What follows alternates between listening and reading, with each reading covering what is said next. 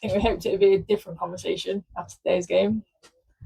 But what do you think was our main undoing?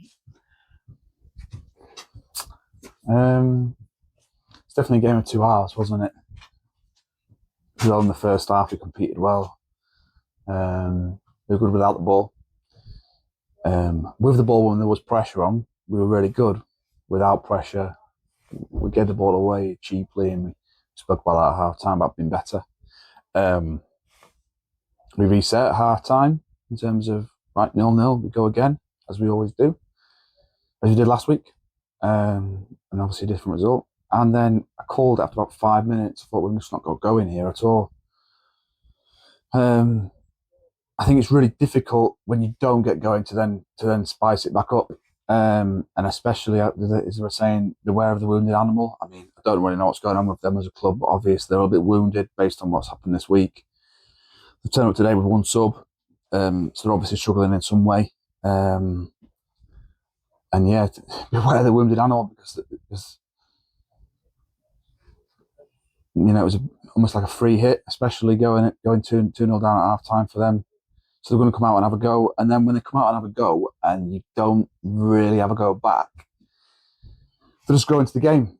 Anyone go into the game. If you give them a chance, you give them a sniff. So really disappointing. Really disappointing for the players that didn't play particularly well.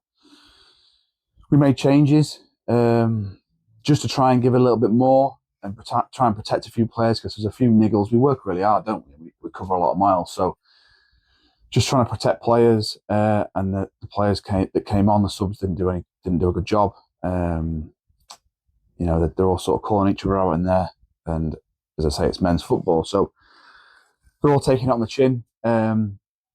It's a really disappointing end to a day that I thought was going to be definitely a difficult, and I'm describing it to you before we even started, as a banana skin. And you go about your business really well in the first half, and you think, all right, so what I was thinking was a potential banana skin, possibly it's not going to be a banana skin. And the lack of pride to want to keep a clean sheet is the first thing to go. And then it's funny because I even said it before the game. My team talk didn't talk tactically really about anything. It was really talking about when that blip comes, when a side have a little bit of hold in the game, can we be adult about it, and can we be good enough and experienced enough to be able to deal with that threat? Because when you're winning, everyone wants to get on the ball. Everyone wants to get on the ball and do bits and have a bit of time and make passes and win tackles and get around it.